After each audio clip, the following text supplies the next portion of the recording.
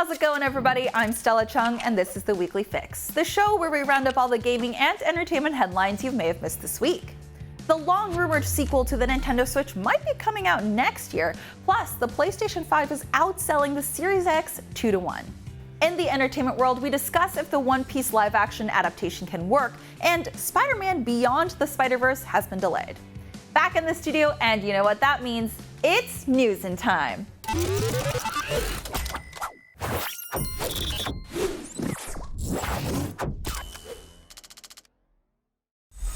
Okay, start saving your pennies now because Nintendo's next-gen console is reportedly set to launch in the second half of 2024. Sources told VGC that development kits for the unannounced new console are now with partner studios and that the release window for the later half of 2024 is to give Nintendo enough time to ensure plenty of product stock for launch. Just like the current Switch, this next-gen console can be used in portable mode with an LCD screen instead of the newest OLED screen. But it still comes with a cartridge slot for physical games, so if you prefer physical copies of games, you're in luck. But we have no idea if Nintendo Switch games will be playable on the new console with backwards compatibility. I would really hope so, since a lot of players, including me, have a ton of Switch games we'd like to keep playing even on a new console. I personally have sunk way too much time into Tears of the Kingdom and Animal Crossing New Horizons, so I would hate to lose the ability to play it on the new console. Earlier this year in May, Nintendo did state that the next console wouldn't release until April 2024 at the earliest. Shuntaro Furukawa, Nintendo's president, also stated that they weren't considering new hardware in the 2023 to 2024 financial year, which ends March 31st, 2024. So all of the previous statements line up and make sense, especially since the Switch would be 7 years old next year. The time between the Wii U and Switch releasing was about 5 years apart, so the Switch is definitely due for an upgrade soon. The new console is supposed to offer boosted graphics like the PlayStation 4 and Pro model, but there's no official information about the next Nintendo console. What do you think the next console is going to be called? The Switch 2? The Flip? Or do you think it's just a Switch Pro? Over this weekend, Square Enix held its Final Fantasy XIV Fan Fest in Las Vegas. If you were busy this weekend and couldn't watch the announcements, don't worry, we've got your Fan Fest wrap-up right here. The biggest news of the event was the reveal of 7.0 and the new expansion, Dawn Trail. It will follow the Warrior of Light, you the player, setting off in the new world called Tural. The new expansion almost has Monster Hunter World setting vibes and looks like a great change-up from the previous expansions. It's like a little tropical vacation. Dawn Trail will also bring in a big graphical update with lots of visual enhancements that will be seen in the new expansion and previous ones. Basically, there are just a lot of higher resolution textures and shadows that will be implemented in the new expansion and then get rolled out eventually to previous expansions. There's also going to be an updated dye system and better material quality visuals, but we will never, ever forget those cute, ugly, blocky grapes, which were actually a collectible item in the FanFest goodie bags. Okay, then here's the weirdest mashup ever to come to Final Fantasy and Fall Guys. So Final Fantasy characters are going to be available as skins in Fall Guys, and also Fall Guy levels are going to be available to play in Final Fantasy at some point. So, a little weird, but might be fun. Then, in the biggest news for FanFest, Square announced that Final Fantasy XIV is coming to Xbox consoles after years of being a PlayStation exclusive. Well, not including PC. Final Fantasy XIV game director Naoki Yoshida, or Yoshi P, welcomed Xbox head Phil Spencer on stage with Square Enix CEO Takashi Kiryu to celebrate the announcement. Spencer said, "We deeply respect the rich legacy of Square Enix and we look forward to building on the relationship that we've established in bringing Final Fantasy XIV to the Xbox, and partnering closely with you and the Square Enix team on future games." This is huge news for Xbox gamers. I had a big stint where I was obsessed with Final Fantasy XIV, and I don't even like MMO games. But Final Fantasy XIV is the best MMO I've played in years, and I'm honestly so glad more people get to enjoy it on a new platform. Final Fantasy XIV is one of those games that feels really, really good, maybe even better on a controller, and that's coming from me, an almost exclusive PC player. You can try Final Fantasy XIV for no extra charges by signing up for its trial, which is actually getting updated so you can play through Stormblood for free. So to put that into context, that's 3 different expansions you can play through without spending a single dime. And this expanded trial is coming to Xbox as well in September. There hasn't been any official date stated for this change, but the updated trial will be launching before Dawn Trail's expansion launch. PlayStation 5 has hit an impressive sales milestone, although the console is currently tracking slightly behind the PlayStation 4. Sony announced it had sold 40 million PS5 consoles as of July 16th. According to analysis from Ampere's Piers Harding Rolls, the PS5 reached 40 million at a slightly slower rate than its predecessor. PS4 hit 40 million 2 months earlier in its life cycle. And the PS5 is currently tracking around 1 million consoles behind in terms of sell-through. PS4 remains the fastest selling PlayStation ever. Harding Rolls said, this pace of adoption is allowing Sony to close the adoption gap when compared to the previous console generation, making up for poor availability of the PS5 in its first 2 years on sale. Ampere is currently forecasting PS5 sell-through of around 21 million in 2023. Sony boss Jim Ryan said, "We launched PS5 in November 2020 and the world was in a strange and different place than when we announced the console in 2019. Despite the unprecedented challenges of COVID, our teams and our partners worked diligently to deliver PS5 on time. We continued to face headwinds with the pandemic and it took months for supply chains to normalize so we could have the inventory to keep up with demand. For more months than I care to remember, we kept thanking our community for their patience while working through these issues.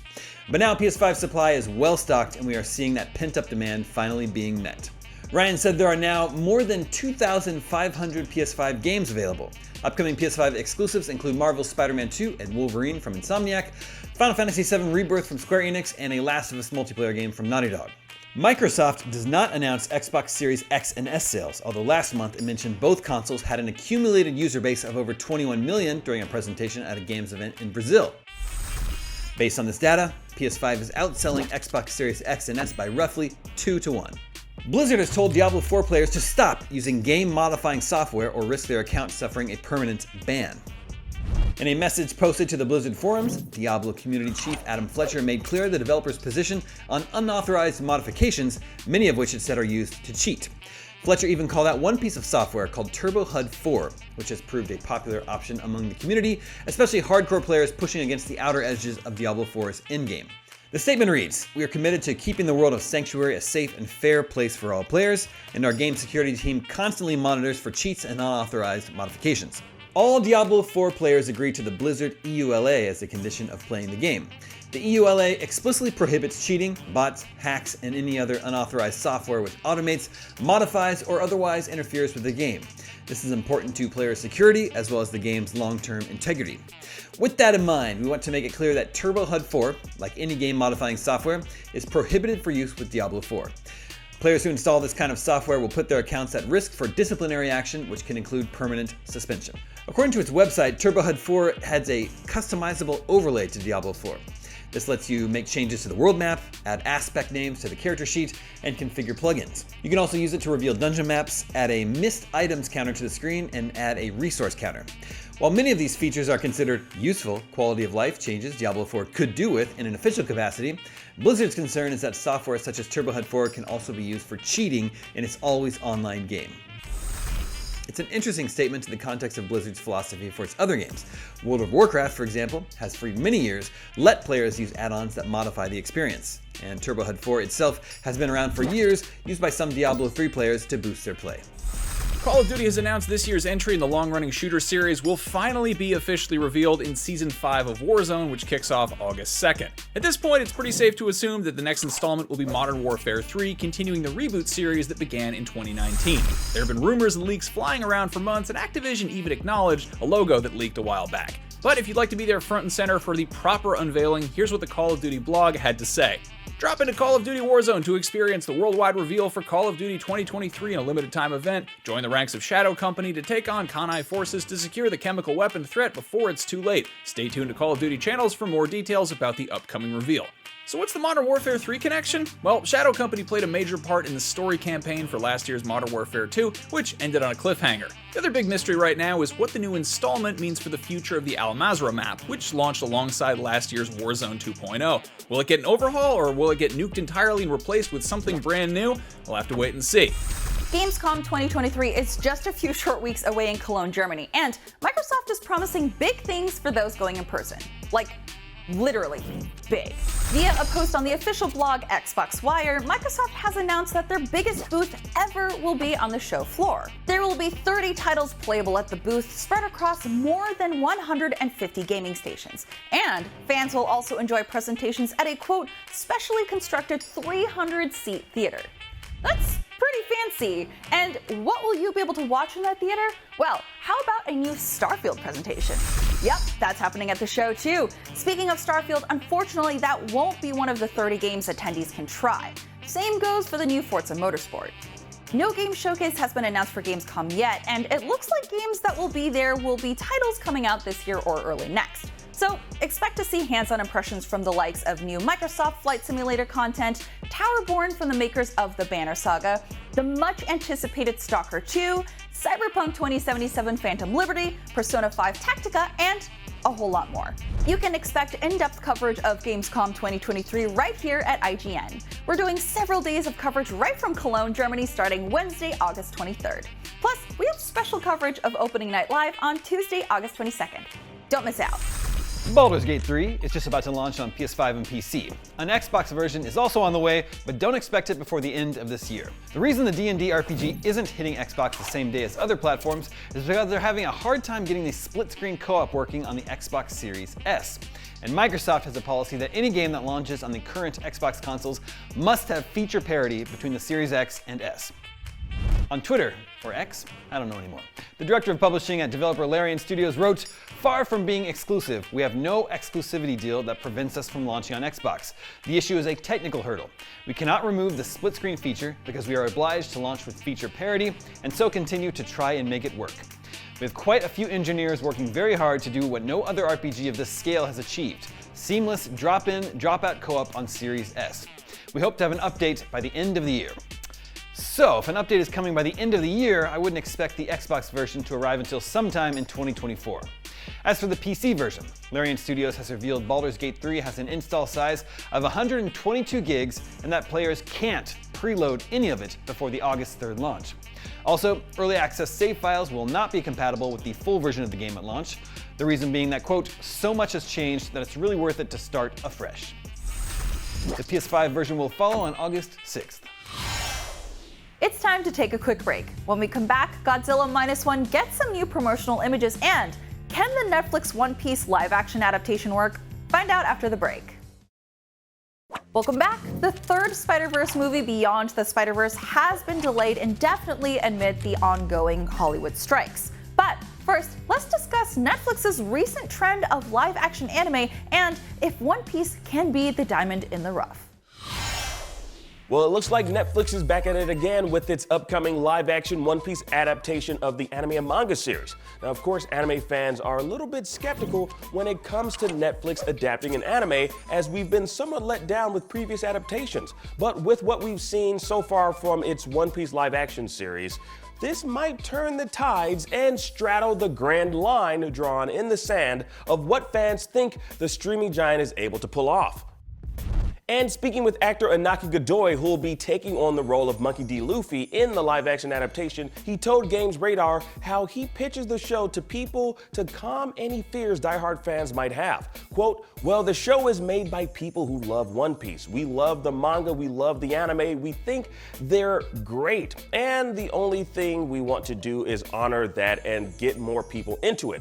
We don't want to do anything else but honor the work of Mr. Oda and get more people to enjoy it too, because it's such a powerful story and the whole world should know about it. I mean, so many people know about One Piece already, but I want your grandpa to know what One Piece is. I want your grandma, I want everybody to know what One Piece is. And for the people who are already fans to be able to relive those iconic moments. And you know, there's something really special about seeing your favorite characters as real people too. There's a special kind of magic to it. Well, that all sounds pretty nice, but we've all been here before, especially with the Cowboy Bebop live-action adaptation Netflix tried a few years back. And I'm pretty sure the cast of Netflix's Cowboy Bebop went into that particular project wanting to both honor the anime, the manga, and Watanabe's overall vision. But what we received was a mess of an adaptation that strayed too far from the source material to be considered something worth honoring. Hell, even Watanabe came out and expressed his disdain for the live-action Cowboy Bebop series. He told Forbes, quote, "For the new Netflix live-action adaptation, they sent me a video to review and check. It started with a scene in a casino which made it very tough for me to continue. I stopped there and only saw the opening scene. It was clearly not Cowboy Bebop, and I realized at that point that if I wasn't involved, it would not be Cowboy Bebop. I felt that maybe I should have done this, although the value of the original anime is somehow far higher now." Whew. So stock in the anime of Cowboy Bebop went up in Watanabe's mind. That's freaking awesome. Mine too. Now, One Piece has been around for many years now and doesn't show any signs of ending its run. But hopefully Netflix learned from its mistakes with Cowboy Bebop and its Death Note live action movie. Like, the streaming service went with a cast of practically unknowns, so it's not banking on star power with this live action series. And that's a good first step. But beyond that, keeping true to the characters and the story arcs is very important. Like, any sort of deviation to the narrative will undoubtedly kill this project and render it another live action anime adaptation flop for Netflix.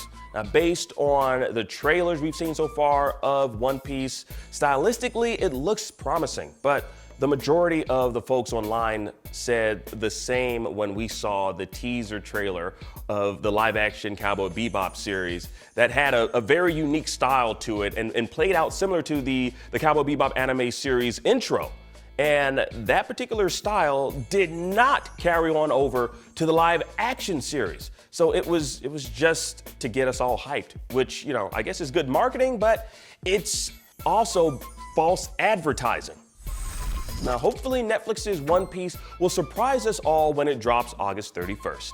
Now, in other news, Donald Glover and his brother, the other Glover brother, are working on a Disney Plus Lando series. Now, according to Above the Line, the Glover brothers have reportedly signed a deal with Lucasfilm, taking over writing duties from Justin Simien, who reportedly left the project to direct Disney's Haunted Mansion.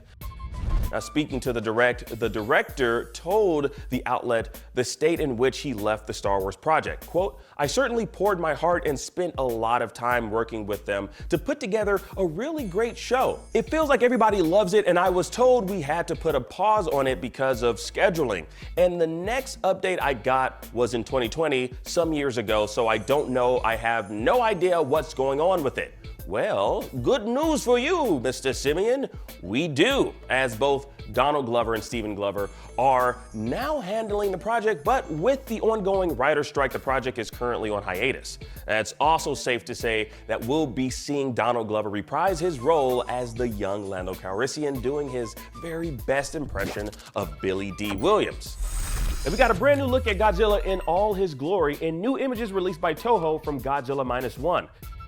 Now, here we see the massive kaiju covered in that nearly impenetrable reptilian skin with prominent spikes that run from his upper back to the tip of his tail.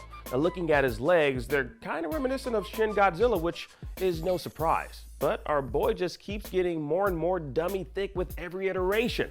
Now, with this particular look, the designers definitely captured that prehistoric ethos, giving him very segmented and prominent spikes throughout his body.